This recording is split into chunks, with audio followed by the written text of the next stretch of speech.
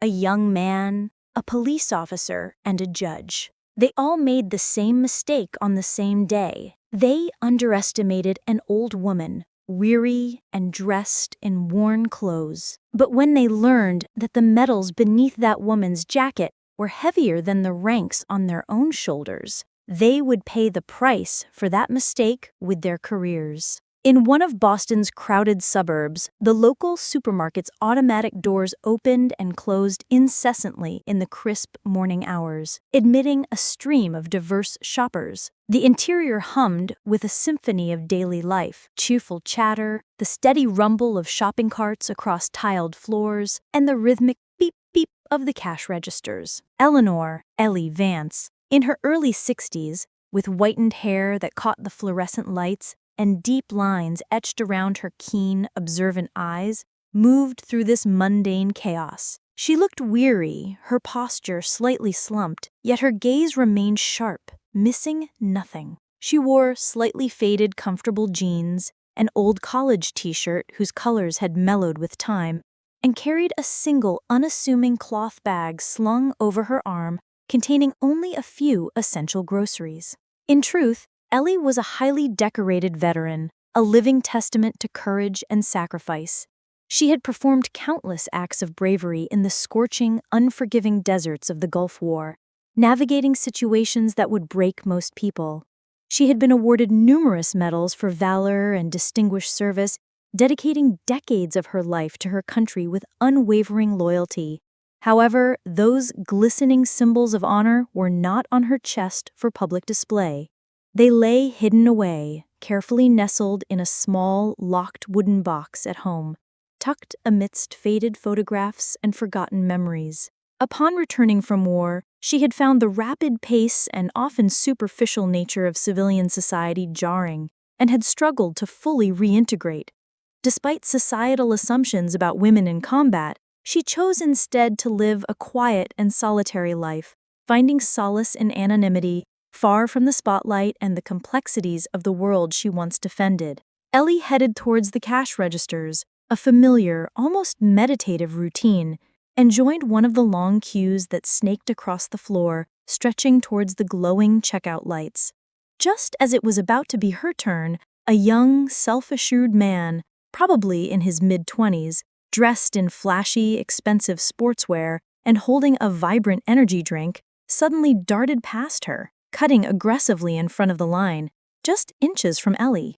Ellie, a woman of quiet patience, gently cautioned, her voice low but firm, "Excuse me, son, I believe there's a line here. We all wait our turn." An instant, ugly sneer appeared on the young man's face, his eyes barely meeting Ellie's, filled instead with contempt and irritation.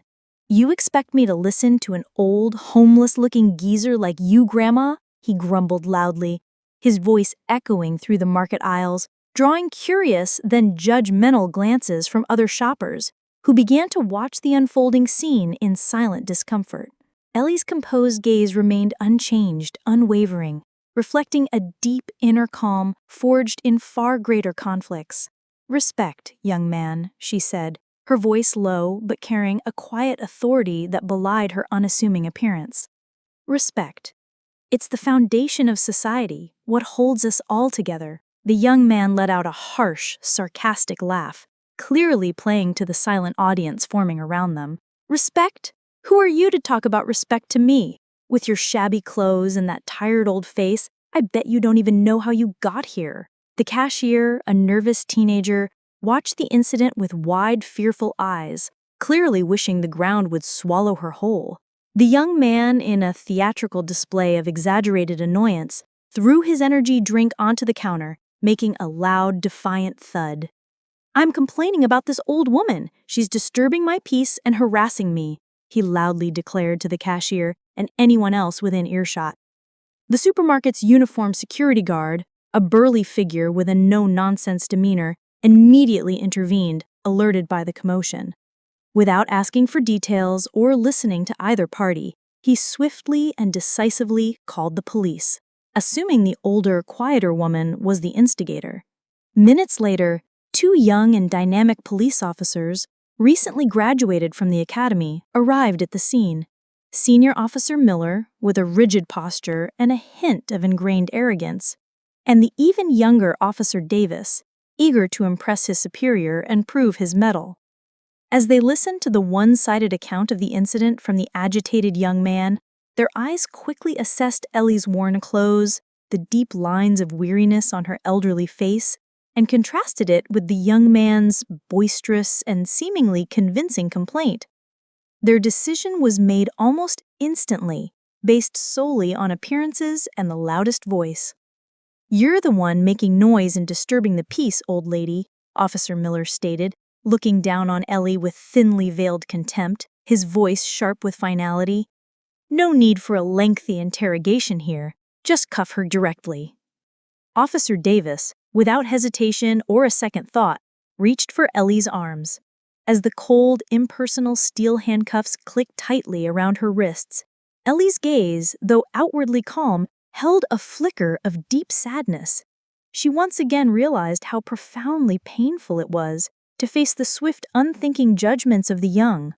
She had faced countless enemies in distant wars, men whose faces were contorted with genuine hatred, but she never would have expected to encounter such dismissive, unearned resistance from the youth of her own country on its own soil.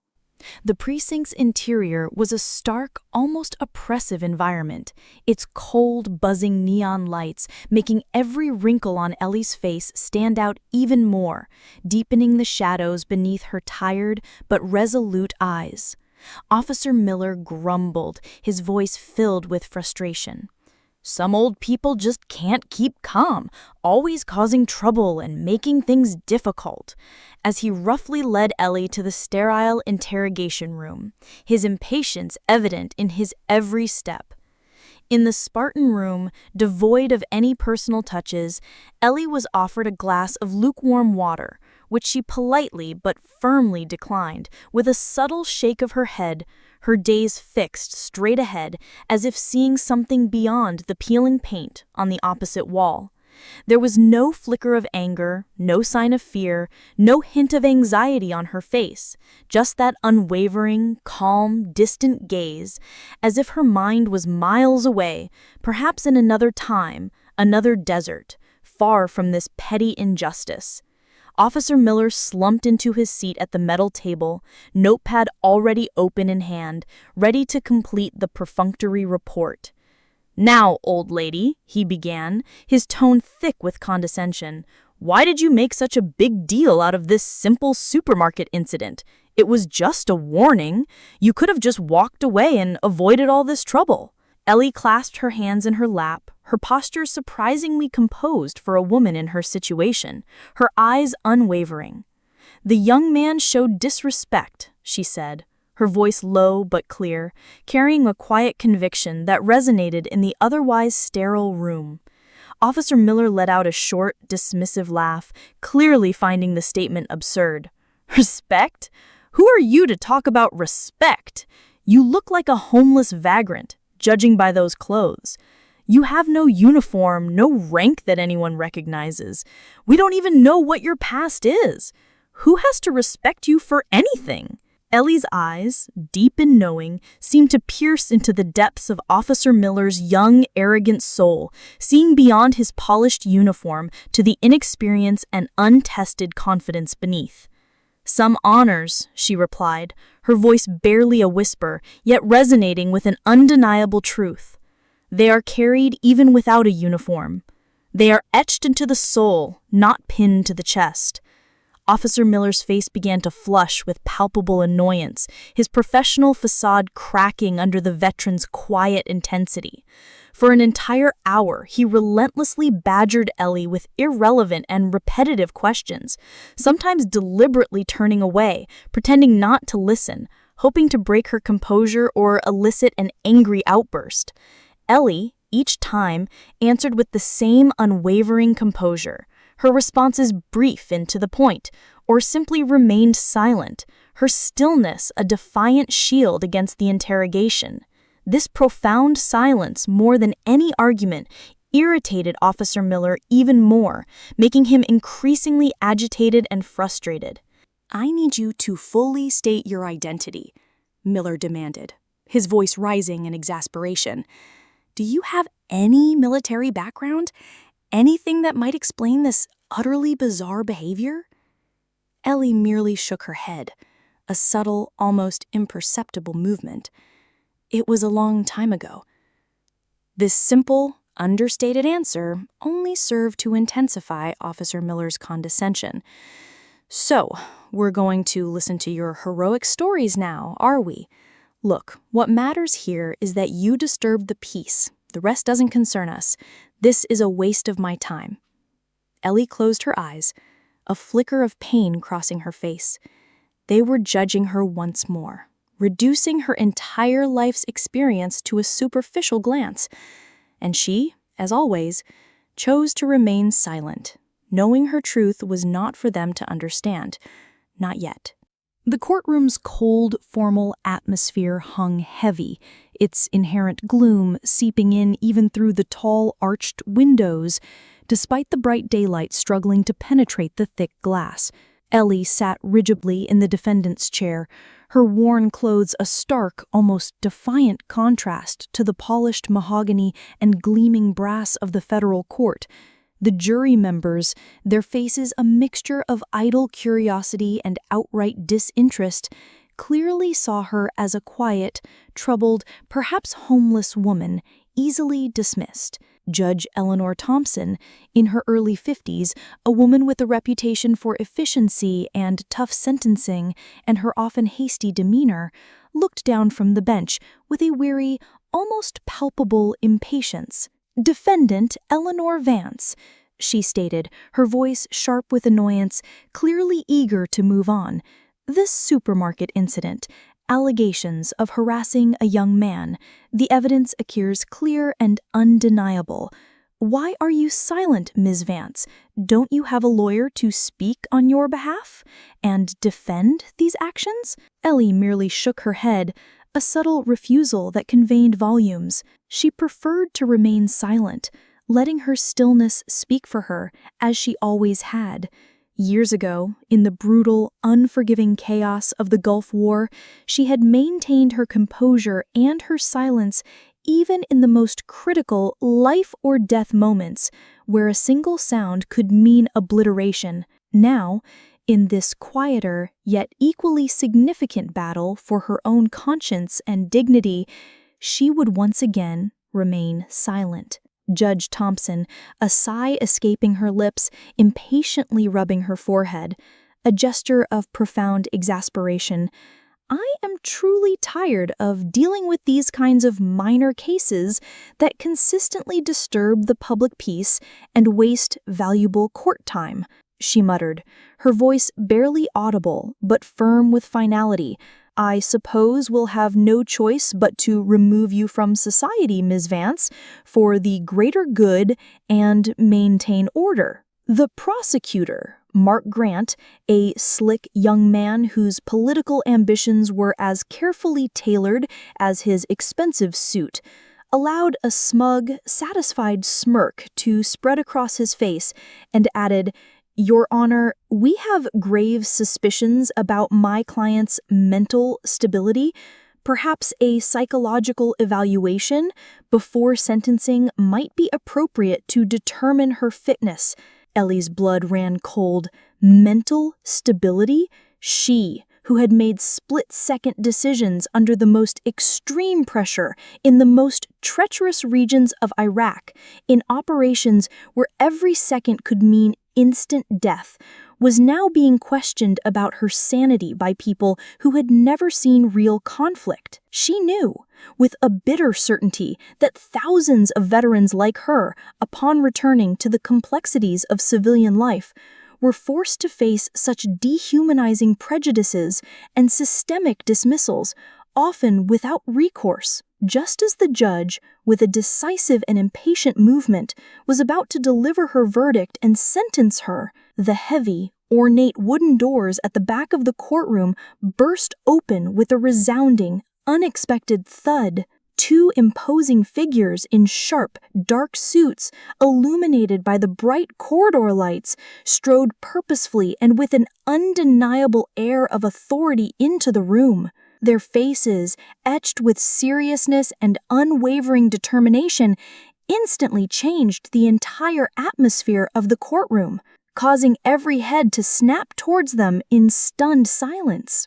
The newcomers walked directly and without hesitation towards the judge's bench, their footsteps echoing with silent authority. For a moment, the entire courtroom froze, caught in a tableau of bewildered disbelief. Judge Thompson squinted in astonishment, her eyes widening in recognition as she saw the official Pentagon identification cards presented before them. Her face drained of color, turning a sickly pale as she processed the sight of the high-level officials. General Carter and Deputy Secretary Davies? Judge Thompson stammered in utter disbelief, her professional composure completely shattered. "But, General, there's evidence. She's guilty of disturbing the peace." General Carter's gaze sharpened, cutting through her protest with icy precision. Guilty? This woman is one of the nation's greatest heroes. Eleanor Vance is a living legend who saved countless lives in the scorching deserts of the Gulf War, awarded medals of valor and commendations for distinguished service in the most challenging and highly classified operations. Her name is inscribed in golden letters on the Army's honor rolls, a testament to her unparalleled courage and sacrifice. She served under my command as a young lieutenant, and she taught me lessons about leadership, courage, and true sacrifice that I could never have learned from anyone else in this army or any academy. Whispers, now a torrent of astonished murmurs, rose and spread like wildfire within the courtroom. The jury members blinked their eyes, their previous judgments crumbling into dust. Police officers looked at each other in bewildered disbelief, their uniforms suddenly feeling too tight. Prosecutor Mark Grant's self-satisfied smirk had utterly vanished, replaced by one of absolute horror and dawning realization. General Carter approached Ellie's chair, his voice lowering slightly, yet still trembling with barely contained emotion. "Commander Vance," he said, the title now carrying immense weight and reverence in the room. "This disrespect shown to you is unacceptable. The Army owes you a profound, unpayable debt." At that moment, General Carter reached into Ellie's inner jacket pocket and pulled out a folded, worn velvet box. As he opened the box with a solemn, deliberate gesture, the array of gleaming military medals inside caught the dim courtroom light, sparkling brilliantly, almost blindingly. Each one was a tangible proof of countless moments spent facing imminent death, of courage displayed beyond measure, a silent and irrefutable testament to unseen sacrifices. A deathly silence fell over the courtroom, thick and suffocating, broken only by the faint, distant hum of the building's ventilation system, as the dazzling brilliance from General Carter's hand holding the medals illuminated the room. The expressions on everyone's faces underwent a dramatic, instantaneous transformation. Judge Thompson's face turned crimson, a deep wave of shame spreading across her features. Police officers, their previous arrogance evaporated, bowed their heads in silent mortification, their gazes fixed on the scuffed floor. Prosecutor Mark Grant physically seemed to shrink, his shoulders slumping, and he pulled back from the courtroom table, his carefully constructed self-assurance utterly shattered. General Carter, with a solemn and respectful gesture, extended the medals to Ellie, his arm outstretched. "Commander Vance," he said, his voice resonating with authority throughout the room, "we thank you for your invaluable service. These medals are not mere adornments. They are irrefutable proof that you are not just a veteran, but a living legend of this country, a testament to unwavering courage and integrity." As Ellie, her eyes welling up with tears, slowly took the medals from the general's hand, a powerful wave of emotion washed over her. The years of being overlooked, of struggling in quiet anonymity, of enduring undeserved contempt had culminated in this singular, profound moment. After decades, her country had recognized her once more, not for public spectacle, but for her deep sacrifice and quiet resilience. General Carter then turned to the stunned officers and jury members around him, his voice unwavering. "This woman is a hero. This egregious injustice done to her is a shameful failure of the military and the justice system we are sworn to uphold." Ellie walked out of the courtroom alongside General Carter, her posture now straighter, her steps filled with a renewed sense of dignity and purpose. Outside, waiting journalists and cameras erupted in a blinding barrage of flashes and a cacophony of shouted questions. General Carter, gently shielding Ellie from the commotion with his arm, addressed the surging press in a stern, authoritative voice. "Members of the press, a grave misunderstanding has occurred here today. The defendant, Eleanor Vance, has committed no crime. She is a war hero, a decorated veteran. This incident was purely the result of a simple misunderstanding of her true identity. No further comment will be made at this time." A week later, Eleanor Vance's name was no longer just a whisper. It was emblazoned across every headline, featured on every news channel nationwide, and discussed in every household. After years of obscurity, the full, inspiring story of the Gulf War legend had finally come to light in vivid, compelling detail. The court proceedings immediately triggered a high-profile investigation into the presiding judge and the police officers involved in the unjust incident. Ellie's quiet, dignified pursuit of justice, against all odds, brought to light how countless other veterans, struggling to reintegrate into civilian life, faced similar injustices and systemic dismissals, often without recourse, sparking a national debate on respect and accountability across the country. Eleanor Vance was no longer just a veteran. She had become a powerful symbol of the nation's conscience, a voice for the voiceless, and a champion for all who sought true justice. Her story, etched into the collective memory of society, proved once again how misleading superficial appearances and entrenched prejudices can be. It deeply resonated with the public, highlighting how often they overlook the heroes who walk silently among them, carrying their burdens quietly. True heroism sometimes is hidden beneath the simplest clothes, not on the chest, but in the depths of the soul, in the weight of medals carried silently, waiting for the right moment. Share your own story with us. Have you ever been judged by your appearance, or witnessed someone rise when no one believed in them? Tell us your thoughts in the comments. Your voice matters. Subscribe to Truth in the Mirror. Don't forget to subscribe to our channel for more inspiring stories and unexpected transformation moments. Hit the bell icon to be notified instantly of our new videos.